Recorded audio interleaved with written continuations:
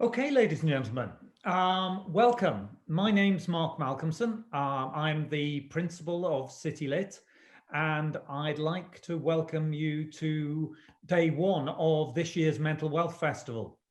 There's already been a whole series of events during the last few days, the last few hours, and one of the highlights is this evening's cookery extravaganza and educational extravaganza at the same time.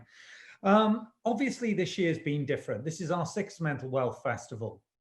The first five were all in person. They were based in the college, at the National Gallery, the British Museum, all around London. This year, we've gone online, and that's created a whole series of different challenges. But actually, we'd like to, in the spirit of the Mental Wealth Festival, talk about the opportunities it's created. And the opportunities it's created has meant that we've been able to reach far beyond our usual audience of people who can kind of get easily into the centre of London. So that's been good, and we've got people registered for across Britain and from actually outside of Britain. But the other advantage has been is we've had some amazing speakers and amazing guests over the last 5 years, but this time we've gone truly international. And I'll tell you a very brief story about how this particular session came about. So back in January, I was at a meeting in California, and over breakfast, I got chatting to this lovely lady I'd never met before. And we were talking about what each other did. And she explained that she was a medical professional, and she concentrated in diet, but also the well-being aspects of diet and the mental health aspects of diet. And I kind of explained that I was principal at City Lit and what City Lit was, and that we had this mental wealth festival, and how wouldn't it be marvelous if she'd be able to attend? But obviously she's based in Boston and probably wouldn't actually happen, but it'd be a lovely idea. Fast forward to the spring, as you all know, we all in both countries had a very difficult spring. And we were thinking about what to do with the festival this year. And one of the things we decided to do was obviously take the festival online. So in the process of doing that, we thought, well, what are the opportunities as well as what are the problems? And I remembered the wonderful lady from California. And I thought, actually, let's really take the ball and run with it. So I contacted Uma and said, isn't your book coming out in September in Britain? She said, yes, it is. I said, would you like to reach a British audience? You might not be able to travel over to Britain at that point, but we've got an opportunity to bring some intelligent, erudite people together to hear about what you've got to do. She said yes.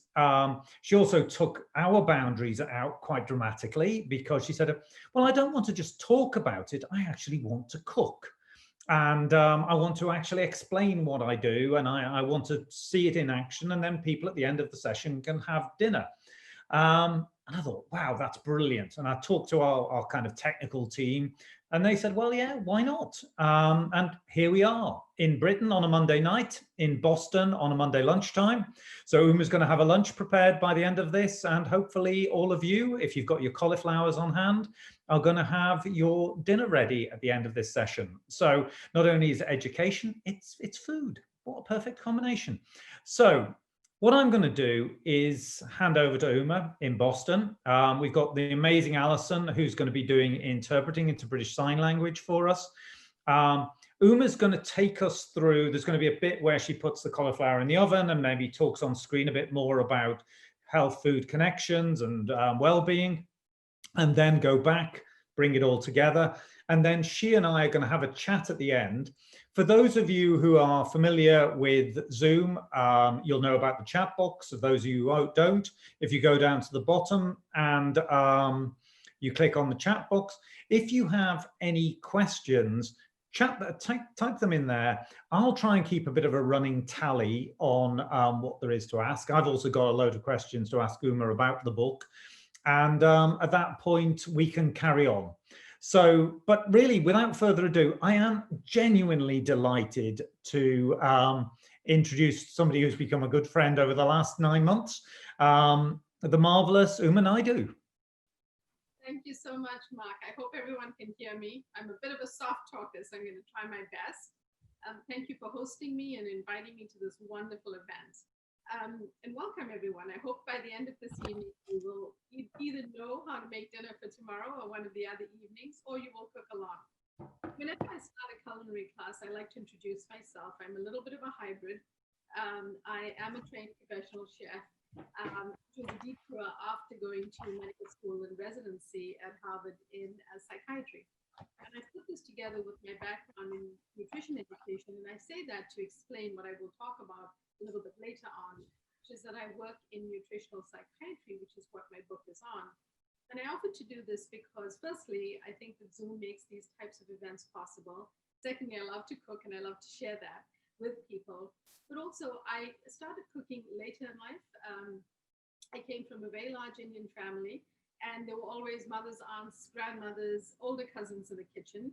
And I know that Uma, can I just interrupt a second? I'm just getting a couple of comments saying it's quite hard to hear. So unfortunately, would you be able to sort of shout a little bit? Because I know you're a bit away from your microphone. Give me 1 second too. I'll try to move this closer. Can you hear me now and still see? Yep, we can see okay. And I think that sounds better as well. I'm just looking on the chat. Yeah, I'm getting a couple of comments of better already. Okay, I'll try to speak up as well. So in large part, my background is different. And it comes together for me with the nutrition and being a chef and a psychiatrist in nutritional psychiatry. So it's working with individuals on their mental well-being, using food and nutrients, using healthy whole foods. And, supplements once in a while are completely fine, but I hope to talk with you about the ingredients, why I chose them tonight. And we'll touch base on that the moment we get something in the oven for dinner. So the first thing about starting to cook, and please forgive me, I'm sure many of you are well-seasoned cooks, but I always start off my classes this way because as chefs, it's food safety and safety in the kitchen first. So in terms of safety, always wash your hands before you start. If you have your children or family members helping you, always wash your hands, especially now. Secondly, I like to secure my chopping board. It's something I learned at the Culinary Institute. You can use a piece of paper towel. I use a cloth that I dampen slightly. And then this prevents my board from sliding when I cut something big. The second thing I wanted to share is that everything in cooking is so much easier if it's laid out. And we call that mise en place. Again, many of you may know about this already, but it's really setting up your ingredients so that when you're ready to cook, everything is ready to go. So I'm going to ask you all to, whoever's cooking along, please set your oven. Make sure there's nothing in your oven before you turn it on. I'm reminded of that episode of Sex and the City where she stores her mail in the oven. So I'm just saying, let's check that there's nothing in the oven. Set your temperature according to the recipe guide, because I'm in the US and our temperature is different. The measurement is different. So I have my oven on. I can actually hear it heating up. So let's do that. And then I want to mix together the marinade for the cauliflower steak. Now, it might be unusual to call a piece of cauliflower steak, but with a lot of people trying to be more plant-based or plant-rich in the United States, this has become a very popular food item. It's incredibly nutritious. It's a lovely side dish if you want to pair it with a different protein, such as a side of salmon or a piece of chicken, whatever you like. But it also can be made with florets. So if you have a frozen bag of cauliflower florets in your freezer, you can use that as well. The thing about savory cooking, which is what we're doing tonight, is that it's really something you can fix if you should make an error. Say you put too much of salt or a little bit too much of spice. You can always balance that out. With baking, it's much more scientific and involving exact measurements. It's hard to save a cake. That being said, let's mix our marinade together. And I think a good question at this point would be, well, why do we need to do that? Why don't we just brush it on the cauliflower? Well, the reason is that the oil, especially when it's heated, allows spices to bloom and actually, share their delicious aroma.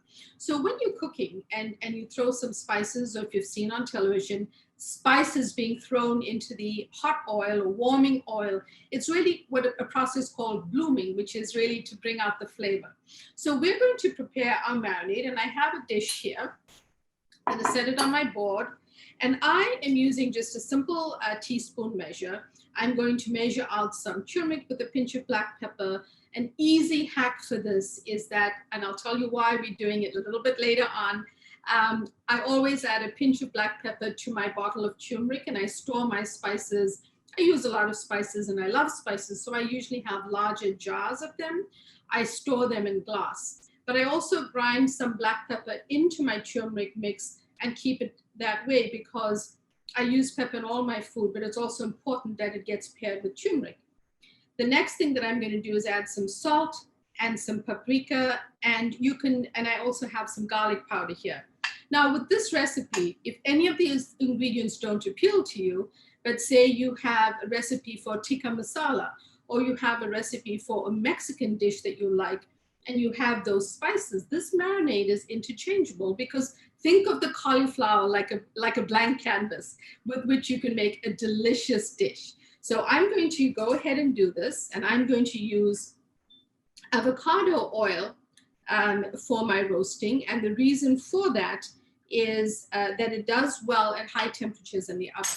And it's a safer oil in terms of how it breaks down. I am going to add in you certainly can measure. I'm pretty used to this recipe, so forgive me for being a little clumsy with it, but I'm pretty used to it, and I know the amount that I'm using from my bottle. But feel free to use your measuring spoons. I have a great set here that is simple to use, and as you're learning to cook, certainly when I started cooking, I measured everything because that way I learned recipes. So feel free to do that if you have a set, and if you don't, feel free to use a teaspoon. Like I said, with savory cooking, we can save the dish just by adjusting the spice if it's too spicy. If it's not spicy enough, it's quite easy to do. Here's my bowl with my spices. Now, for today, I'm actually only making one steak because right now I'm on my own at home and it's lunchtime. But you can make as many as you like. I'm using a little whisk, but you can easily use a spoon to do this. And I'm just blending these up together so that you can see there's a nice blended marinade in here. I'm going to set this aside so that I can cut my cauliflower. Now, I made sure that my board is secured. I washed and dried my cauliflower ahead of time. I also peeled off the leaves at the bottom. So if you want to make pretty inexpensive cauliflower steaks, this is the way to do it. In our supermarkets here, they actually sell cauliflower steaks, but as with any vegetables that they're cut and prepared at the supermarket, they're much more expensive. So a really easy way is to wash your cauliflower, peel off the leaves at the bottom. There are also many different colors of cauliflowers. The different colors are great because they're rich in antioxidants and plant-based polyphenols, which are great for your brain. So go right ahead and get a different color. I've seen orange and as well as some other colors. So the first thing that I'm going to do is this is my knife. I've secured my board, and I'm going to just chop off the end here. And I'm going to put that aside. Now, I have my oven ready, and I also have a sheet pan set aside. I have a large sheet pan. It's a half sheet pan, but if you have a small family or you're using a small oven, just get a baking dish or a sheet pan that's smaller. But a good tip for cleanup, which will make it so much easier for you, is if you use a piece of parchment paper on top, because that really prevents it from sticking, and you don't have to worry about using too much oil, and it's a great way to get it done. So now that I've cut the base of the cauliflower off, it's now steady on the board. Now what I'm going to do is cut through the center. And I love cauliflowers, by the way, because they kind of look like the brain. And I think you all might have realized by now that I'm pretty fascinated with the brain. I'm going to put this piece aside, but really you could cut at least one more steak from here as well. And you could cook 4 or 5 steaks from a single cauliflower for different members of your family. You'll also notice that some crumbly bits fell off. I'm going to save these and put them aside because I could use that for roasted vegetables. I could use that for soup. I could use that for a stew later in the week. And the little knobbly bits that fall off, just put them in a BPA-free little plastic bag and freeze them if you want to. You can always reuse. You know, one of the things they teach us in culinary school is not to waste. So one of the things I really try to teach in my classes is all the little bits that don't look great. You know, we find ways to use them. Even in the restaurant industry, we really just don't waste anything if we don't have to. So here's my brain-looking cauliflower. Sorry, I couldn't help that. And then I'm going to cut a nice piece here down the center. And what I have is a mostly completed nice piece of cauliflower. Now, I could cut a bigger piece. I am going to do that. And I'm going to put more of these aside, which I'll put in a baggie later.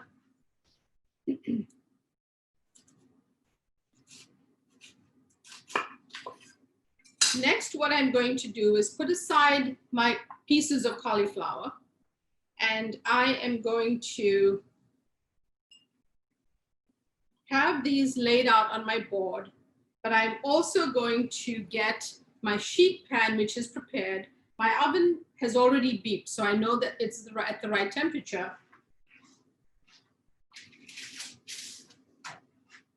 Like I said, I have an enormous half sheet pan here. You can use a much smaller one. And what I'm going to do is gently slide these on or lift them up. They're pretty sturdy. And I have two pieces here. I'm probably only going to need to cook one.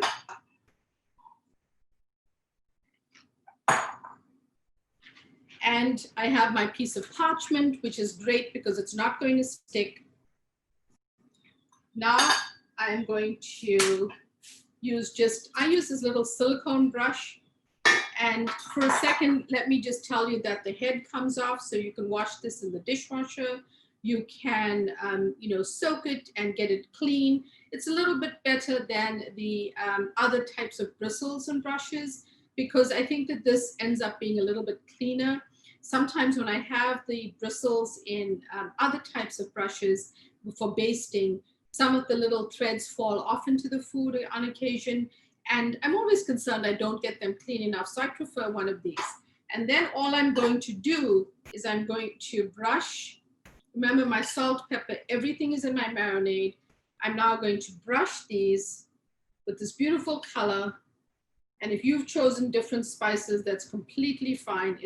I've done this steak in an Italian way. I've done it in a very rich Indian spice way. And I think that this recipe is really easy, and it's a great way to get some good healthy vegetables into your diet.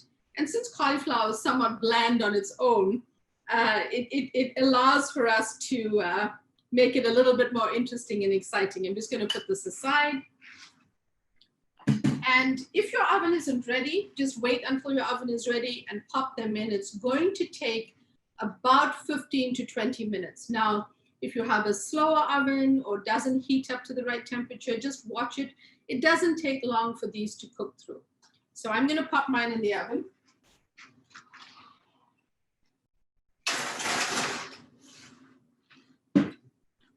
Remember to have your oven gloves ready for when you need to take it out. Great. So now, before we go ahead with the next section of creating our little pesto here, what I wanted to do is just tell you a little bit about why I chose the ingredients that I did. Can everyone hear me okay? Is that a thumbs up from people? Okay, great. So in nutrition and mental health, what's evolved is that there have been studies done for decades on different nutrients such as folate, methylfolate. You find those easily in leafy greens. So think rocket lettuce or your favorite green lettuce, the greener the better. But over time, also things like omega-3 fatty acids were studied in depression and anxiety. In the United States over COVID, we know that mental health people are struggling, and that it's something we need to be paying attention to. A statistic in the United States from the CDC came out around June and showed us that about 11% of Americans were considering suicide during COVID, which to a practicing psychiatrist such as myself is a very scary number. So we know that people are suffering. We know that it's hard to be in quarantine, even if there are stages of reopening where you are at. Certainly, some cities in the United States have a little bit more freedom than others, but it's a difficult time for many people. We also know that prescriptions for depressants, antidepressants, and for anti-anxiety medications have gone up. We also, and we know this from statistics that have been published, we also know that one of our main medications to treat anxiety and depression called sertraline, which is a selective serotonin reuptake inhibitor, was on shortage in June this year, which meant and showed that there were much more prescriptions for this medication. And lastly, one study completed earlier this year by the American Psychiatric Association showed that people had many different concerns, but the biggest concern was the fear of uncertainty, which I think many of us will agree is continuing. So I know that any which way that we can improve our mental well-being, with food being an easy way to do it, I personally feel we should be paying attention to. My book is really based on different diagnoses, but here's the thing, you don't have to meet criteria for an illness to actually be taking care of your mental well-being. Eating is something we all have to do. In fact, we do this several times a day. And if we can eat in a healthier way and stay away from the junk food and the highly processed foods and highly sugared foods, we know what they are. We tend to have a sense of what's healthier than not healthy. We can set up our gut microbiome and our brain for better emotional health. So if you really want to get through this pandemic and come out stronger and fortify your mental health, I just want to encourage you to consider eating. Maybe if you've picked up some bad habits, everyone has over the pandemic. If you've picked up some habits that you want to let go of, maybe today is a chance to think, well, what can I reset? So the other important thing in relation to all of this to explain is that there's a lot of connection, a very large connection between the gut and the brain. And you might think these are organs that are far apart in the body. What is she talking about? Well, the gut and the brain come from the same cells in the embryo as we develop. And they divide up and they go to different parts of the body, number one. The second thing is that throughout our lives, they are connected by our 10th cranial nerve from the brain to the gut called the vagus nerve, which communicates back and forth multiple chemical messages that are related to how we eat, that are related to stress and several other things. And thirdly, the serotonin receptors, 90% or more of them are located in the gut, telling us that what we eat as it gets digested is going to come in association with those receptors. The last thing is, especially now, a very large component of our immunity is in our gut. So it's really important to eat for our better health and our better immunity more than ever right now. And all I would say in relation to this, I'm happy to answer questions, is all the ingredients that I chose today, either the spices such as turmeric with a pinch of black pepper. Why? Because turmeric hits the high notes on several mental health conditions, including depression, anxiety, and several others. In my book, I break them down into foods and spices and nutrients to embrace and those to avoid. So turmeric is something that's easy to, if you don't cook with it, add it to a soup or a smoothie or even a tea. And always add a pinch of black pepper, because the piperine in black pepper activates the curcumin, which is the active ingredient in turmeric, which is this bright yellow spice, often called curry spice, but it's one of the ingredients. And on its own, it's called turmeric. Why do I grind my black pepper into the turmeric? Because that interaction makes the turmeric much more, almost 2,000% more bioactive, bioavailable to your brain and your body. So if you're going to benefit from turmeric, from being an antioxidant and anti-inflammatory and so many other positives, why not just add the black pepper in and always use it?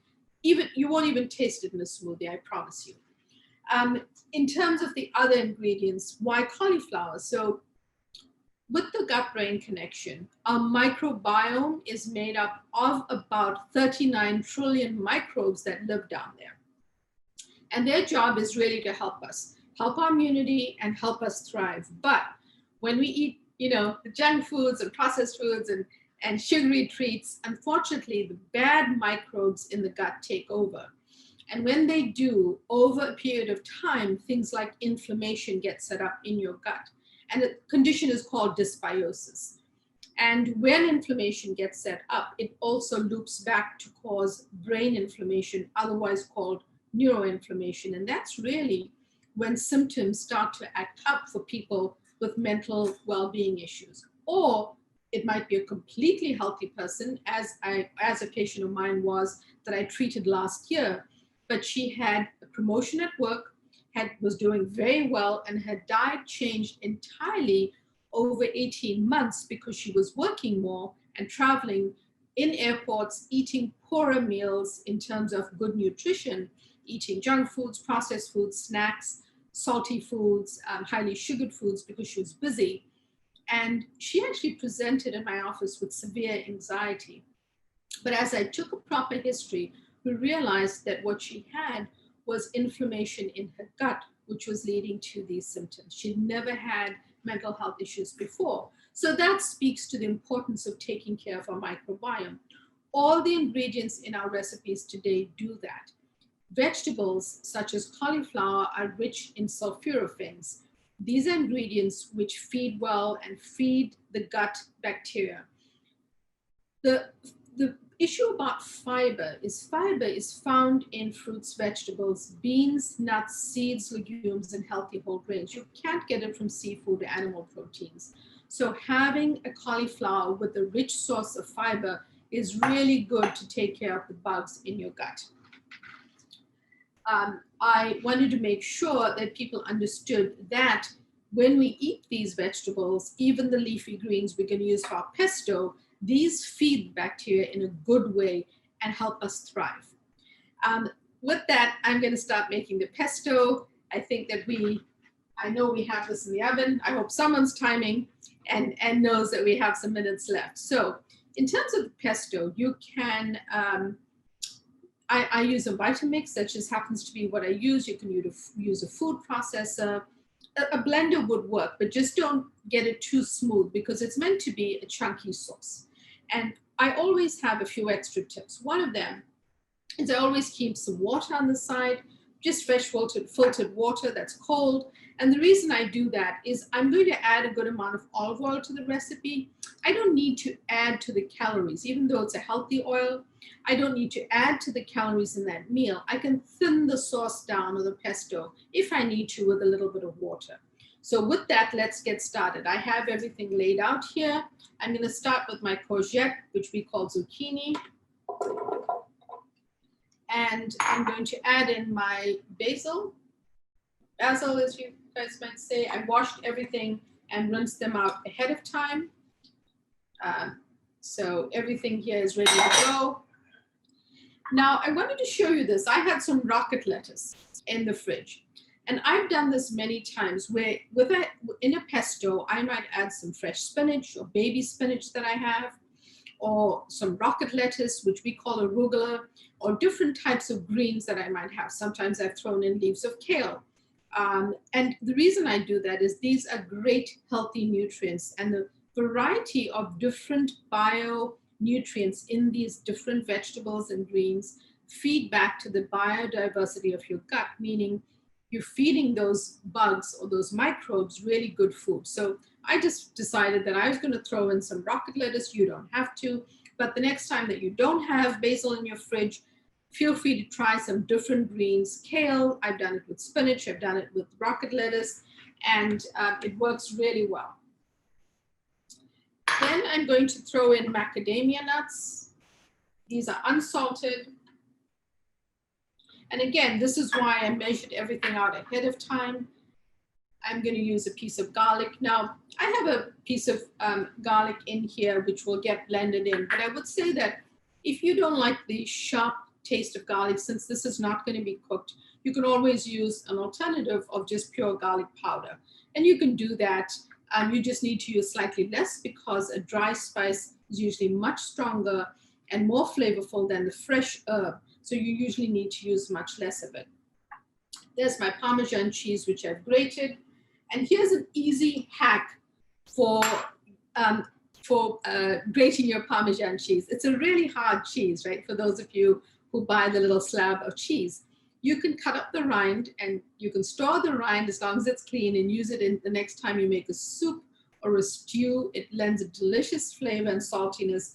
And before you eat your soup or stew, just use a pair of tongs and take out the rind. You don't want to eat it, but you can let it infuse the flavor. It's a trick I learned in culinary school, and it really adds depth of flavor and deliciousness to your soup and stew. And remember, I said, we try not to waste anything.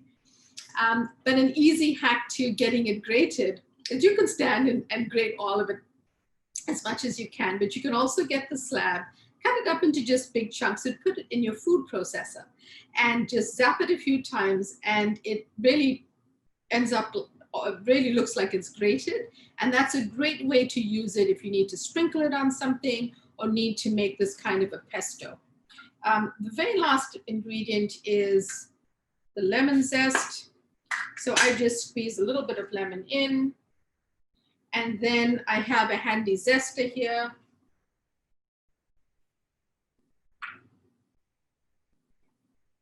And I just do this because the zest is just a little bit, I do it directly into my, my Vitamix blender. I'm gonna add a little bit of water, and I'm going to add my olive oil.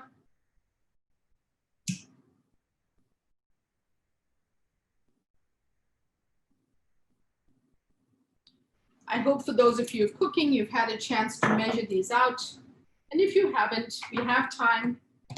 This is not a quick, this is not a long recipe. And I'm just gonna make a big noise blending this up.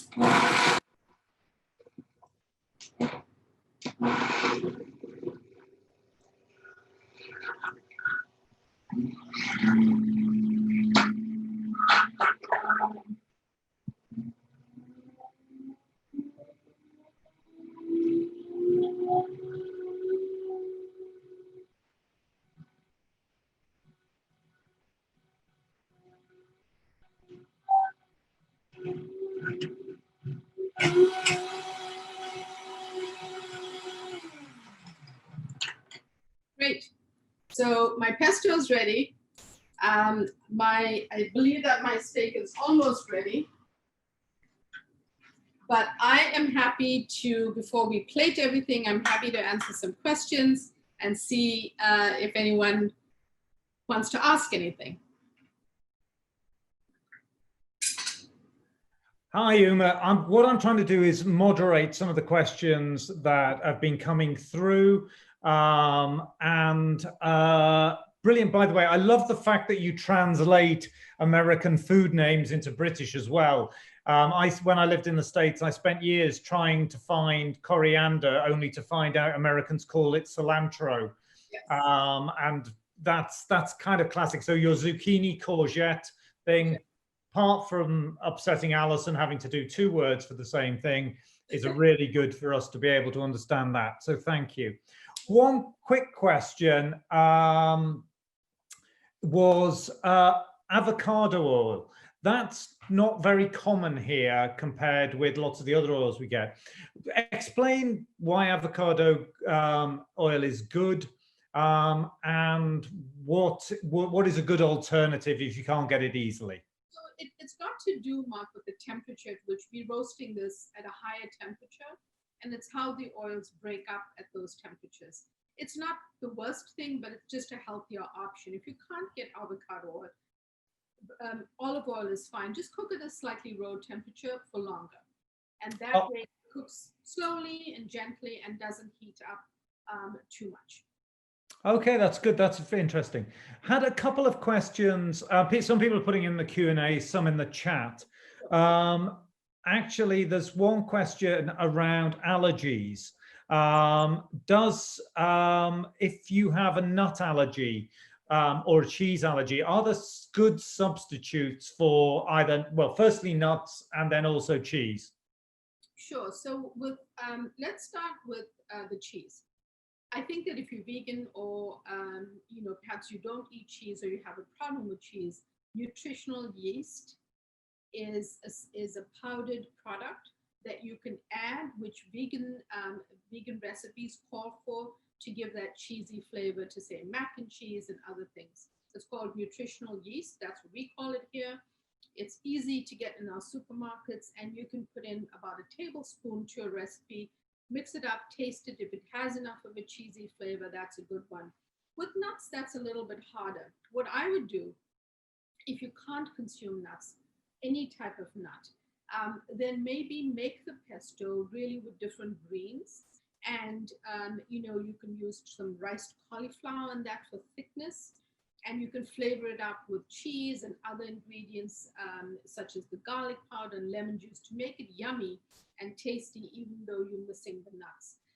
I would probably, in that recipe, not add any water, because it will probably be thinner. The nuts are what kind of thicken it and give it that body. So I wouldn't add that, and I might add less olive oil to your mixture. So what I would do is halve the amount of olive oil, try it out, and just add a little bit more olive oil in your blender if you need to. There isn't an equivalent. If someone's allergic to nuts, it's different to put something else in a pesto. But I think adding in something like a piece of cauliflower, which will make it thicker, and just making it loaded with greens and flavor could be a good way to go. Great. I've got a couple of comments here. Engivita brand for Nutritional Yeast in the UK sounds great. I have a question from Pauline from Edinburgh. How long can you keep spare pesto in the fridge? Because she's worried that does the nutritional value diminish as you leave it in? That's a great question. So when I make up a batch of pesto like this, I store it in a glass jar with a tight lid. And I, don't use the same spoon or taste it and put the spoon back for obvious reasons. But store it in here for about 3 to 5 days. You can always look at it. If it looks good and tastes good, it should be fine. But I wouldn't go, probably because of the cheese, probably beyond about 5 days, up to a week maximum. But as long as it's in a clean glass jar and stored in your fridge. Great. Couple of comments. Pine nuts are... You can freeze it. Sorry? You can freeze the pesto. Oh, you can freeze the pesto as well. Yeah, that's great. Question about, in pestos, often people use pine nuts. Is there any reason macadamia nuts are better? Are they more nutritional, or? Yes, they are a little bit more nutritious. Nothing wrong with pine nuts in moderation in a pesto. Great choice if that's your go-to nut. When I wrote my book, I went into the research behind the levels of omega-3 and omega-6 fats in different plant-based sources. So, for example, I have a piece of salmon I'm going to show you in a second to show you that this recipe is interchangeable. And they are rich, fatty fish like salmon, mackerel, anchovies, and some others are very rich in omega-3 fats, which are very good for anxiety as well as depression. But you want to always maintain more omega-3 than omega-6 fats. That's the same thing with unhealthy oils, like certain vegetables or highly processed oils can change that ratio, which is pro-inflammatory, leading to more likely that you can develop some inflammation in the body because of that. Macadamia nuts just have a really good amount of omega-3s, and they have a very low of the omega-6s. So it's just a healthier option in that way. My other choice is hazelnuts. I know these can be more costly. They are here, but just use less of them. You don't need a ton of it, just a taste of it, and you can make up the rest of that flavor with your garlic powder, your spices, your lemon juice, and your greens. So that was the reason I chose that. Great. And there's one question as well. One participant has a child who really doesn't like vegetables. And how do you kind of eat healthily, moving, I mean, this is a sort of bigger question, but if vegetables really aren't an option, how do you ensure that either you or your child can get the right levels of nutrients, etc.? So, you know, what I would do, what I tend to advise in terms of children who won't eat it is think about a healthy way that you can disguise it into a food that they will eat. There are recipes on the internet for cauliflower crust for pizzas. There are recipes for how can you make a veggie burger from ground vegetables that looks like a burger, and you can still add in some meat with that. It's you know, if the child eats all types of food, I would say make that with some ground turkey or ground chicken, flavor it up, but put in some ground cauliflower. There's you know, we have riced cauliflower here, and it's very easy to put a piece of cauliflower in your food processor and make it riced, or you can buy it frozen. What I would do is make something like patties or things that he or she might like, but load it in with veggies as well as the meat that he or she wants to eat, and then flavor it up so that it looks like a burger, but it has veggies in it. I would also do things like a smoothie. You can add spinach to a smoothie. You can add berries like blueberries to a smoothie, super nutritious. And you could put in, say, an almond milk or a different kind of, or dairy milk if it's grass-fed, I prefer, and have it that way. So if your child likes a smoothie, that's another way to, you know, kind of sneak in the vegetables, and they're not going to taste it because they're going to taste the berries. And that's another way to do it. So I try to create disguises for the food and get the veggies in. I think it's not the healthiest. I can't honestly recommend, sure, let's skip the vegetables entirely because they're so important just for balanced nutrition. So it's how can we get it in?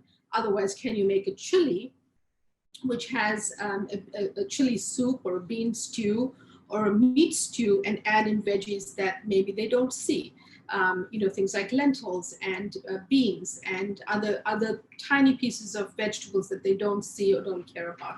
Or you can make the soup and puree it into a thicker stew and serve it with, you know, some nice crunchy nuts on top, or something that your child likes, so that they don't realize that that it has vegetables in it.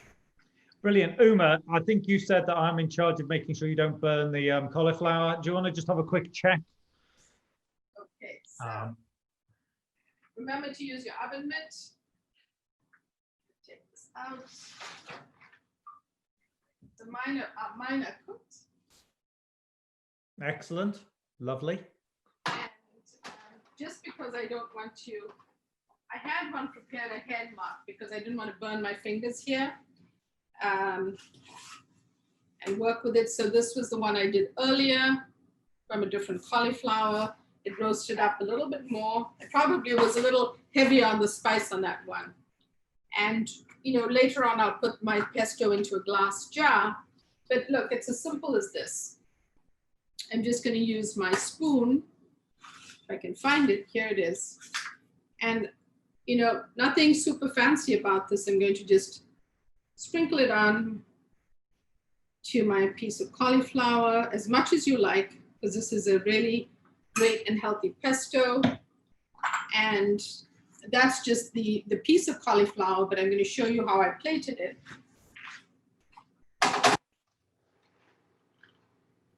So if you were going vegetarian tonight, I was going to say I made a cauliflower steak here. I put in some fresh baby tomatoes. I made a spinach salad with some sweet peppers, a squeeze of lemon juice. I didn't need to make a dressing. And I happen to have a tahini paste or some hummus at home, and I used it on this piece of cauliflower. So that's a variation of this recipe. If you don't wish to make the pesto, so say you cooked up 6 steaks tonight, 6 cauliflower steaks. Tomorrow you can put on some pomegranate seeds. I put a little bit of the tahini paste that I made, and it's a different topping. And I had a salad together with it so that it was a filling and nutritious meal. Now, you'll also notice that I use a lot of colors in terms of the vegetables that I choose. The tomatoes are rich in lycopene. Lycopene is a super important antioxidant. there's actually more lycopene in the skin of tomatoes than it is in the flesh. So try to cook your tomatoes with the skin on if you can. And, you know, the sweet peppers are rich in antioxidants as well. And of course, we talked about spinach. The last thing I will say just about the recipe is I just baked up a piece of salmon earlier today. It's about a 4-inch piece of salmon. And I wanted to show you that if you have or get pieces of salmon that way from your supermarket, you can bake them up. They just take a less time than a piece of cauliflower. At the same temperature, they take about 8 minutes or so. And of course, you want to make sure that it's cooked through, unless you like it undercooked, which is usually safe as long as you buy it from a good quality salmon, because, you know, sushi is not cooked. So people consume undercooked salmon all the time. So that's an easy recipe. And I topped it with the pesto here as well. And I would probably serve it with the salad, like I did the piece of cauliflower. So that's another option for you as well. That's marvelous. I'm getting so many questions. I've got the Q&A box and the chat box open at the same time. But I just want to take a step back about a couple of not just cooking questions, but actually the mental well-being questions that we're getting. It's a couple of people talking about anxiety specifically. Are there specific foods that are good about relieving anxiety? Yes. So I like to talk about things to avoid first, so that you know the things that worsen anxiety. Added sugars worsen anxiety. Studies have actually shown this. Processed vegetable oils and things like fast foods and certain restaurant foods worsen anxiety. And artificial sweeteners worsen anxiety as well. Trans fats in foods have been associated with increased aggression. So those are things to stay away from. In terms of things to eat, salmon, excellent choice because it's rich in omega-3s. If you don't eat fish, there are plant-based sources of omega-3s, and those can be chia seeds, flax seeds, sea vegetables, algae, and other types of nuts and seeds, which are good in a different kind of omega-3. And so say you don't eat fish.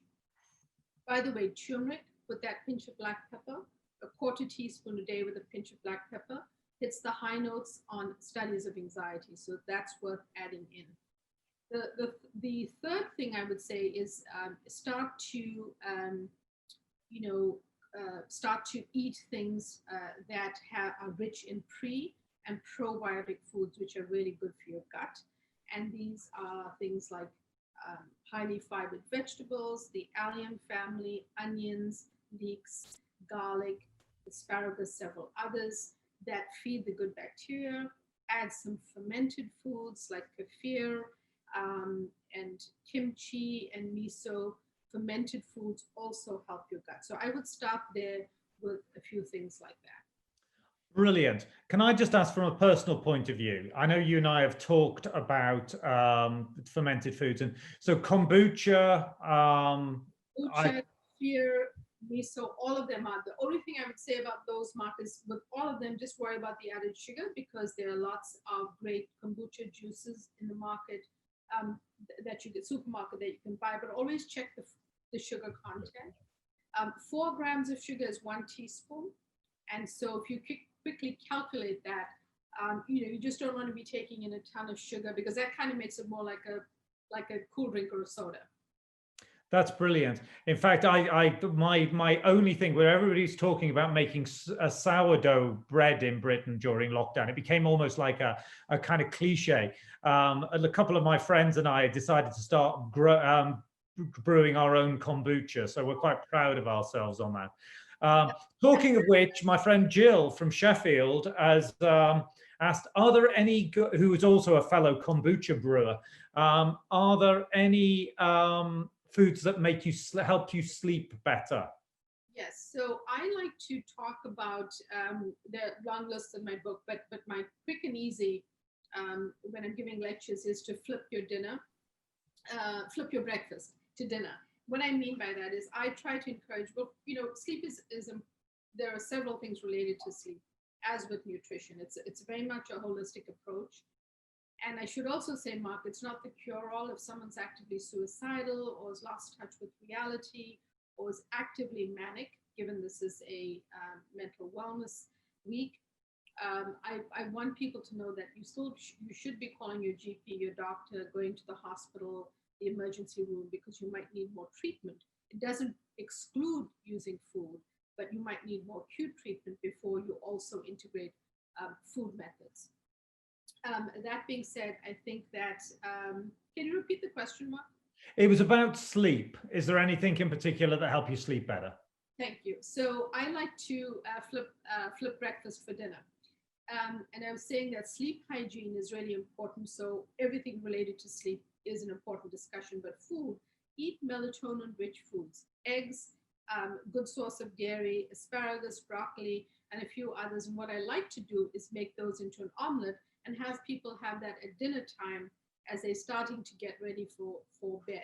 So have that for dinner instead of make a frittata or omelet with those kinds of vegetables in them and start preparing for bed, and instead of having it for your breakfast. It's a good trick that I like to suggest. Great. And we've got Paul from the South Coast. God, we're so international and national, Uma. It's fabulous. Paul's vegan and would like to kind of keep as close to vegan as he can, but wondered whether he's worried about ensuring he gets enough proteins. Sure.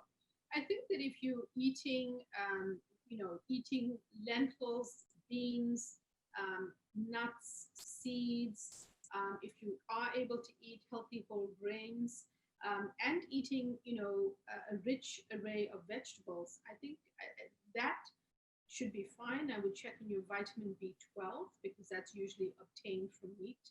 And I would check that you're not low on that level. You might need to be supplemented. You can speak to your GP or your doctor about that.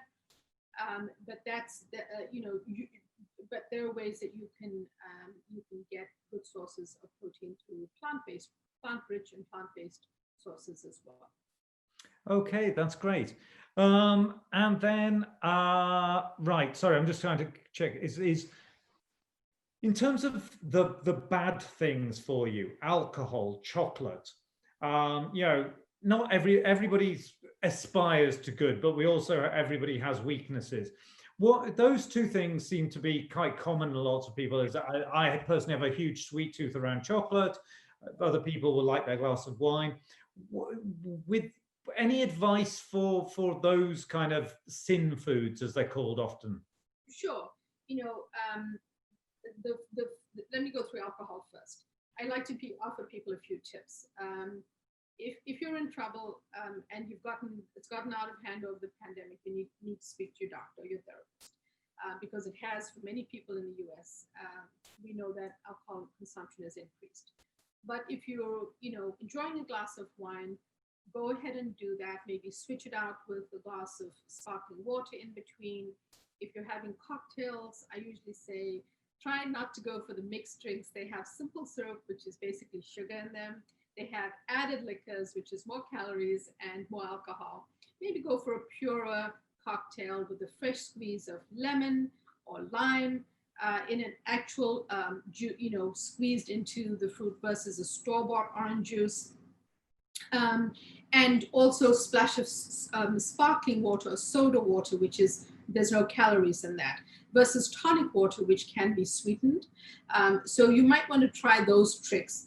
Also know that with alcohol, it can worsen anxiety. You may feel calm in the moment, but it worsens anxiety and it worsens depression. So if it's become a little bit more of an indulgence over the pandemic, maybe think about ways that you can cut back a little bit and do it slowly.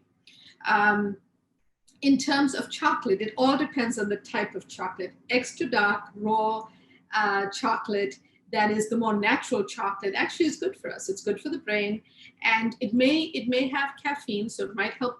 You might have some difficulty sleeping if you're sensitive to caffeine. But a piece of extra dark chocolate is not the worst thing. It's actually good for your brain. It's super rich in cacao flavonols, which are good for the brain. But unfortunately, it's not the candy bars and the milk chocolate and the other types of chocolate that we are more used to seeing at the supermarket.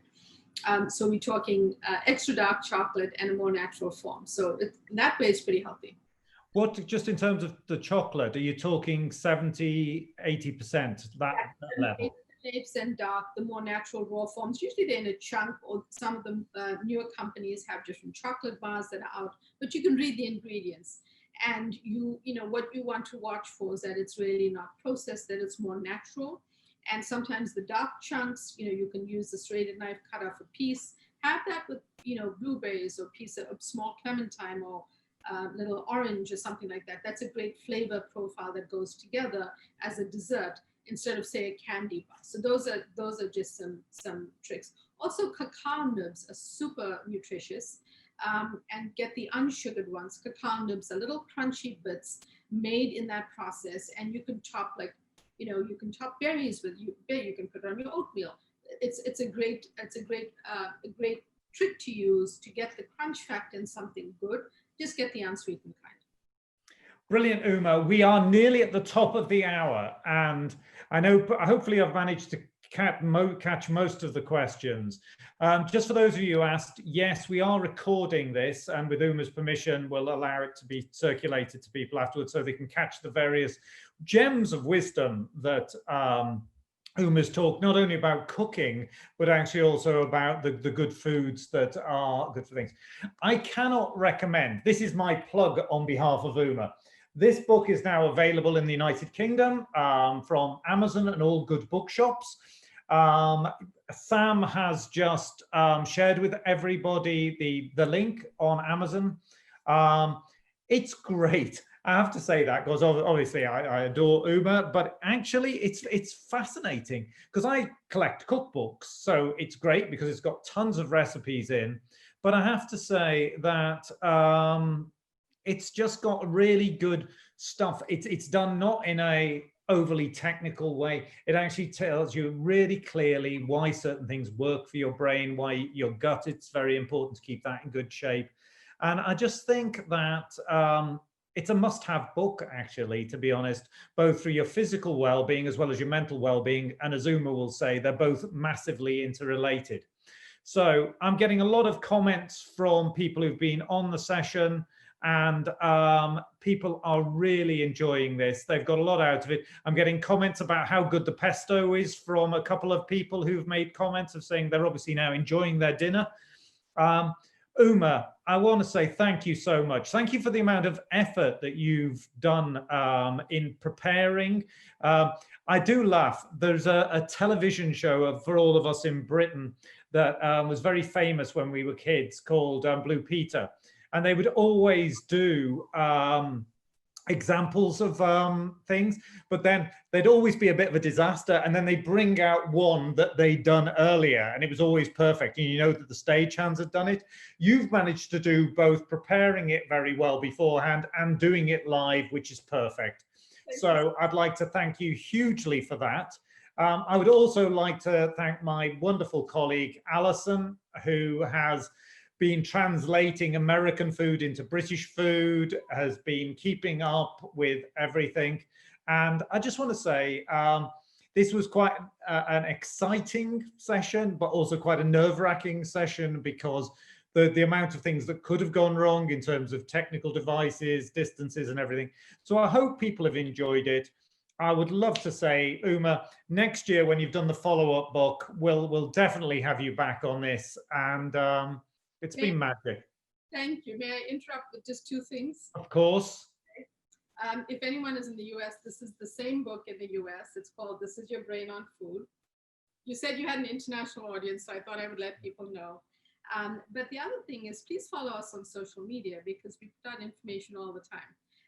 And it's, you know, usually recent studies, updated research, and recipes sometimes. So that's at DRUMA NAIDOO. We'd love to see you on social media as well. And then finally, what we'd love to do is, my colleagues, is if you have pictures of your recipe that you've had tonight, hashtag mental wealth 2020. I think it should have been in your kit that you got sent beforehand. So show us what you've done. Show us the fabulous things that we've created all around the country and beyond. Anyway, ladies and gentlemen, I really appreciate Uma taking the time to do this with us. We've just put the hashtag out there, show us your food. The other bit is for the next 5 days, we've got some amazing events that are going on. We've got Ruby Wax's Frazzle Cafes. We've got Dr. Norina Hertz tomorrow night on the Lonely Century and her new book. So we've just got some really, really good things. So if you want to go to the City Lit website, look on the Mental Wealth Festival subsite, then you'll see what else there is. This is the only food extravaganza, but hopefully it's set you an idea of the types of things we do. Again, everybody eat well. If those of you have been adventurous to cook while you've been going on, and for those of you who are going to do it later, enjoy your evening, enjoy your dinner. Uma, lots of love. Thank you very much, and take care of yourself. Thanks so much. Take care. Bye-bye, everybody. Good night.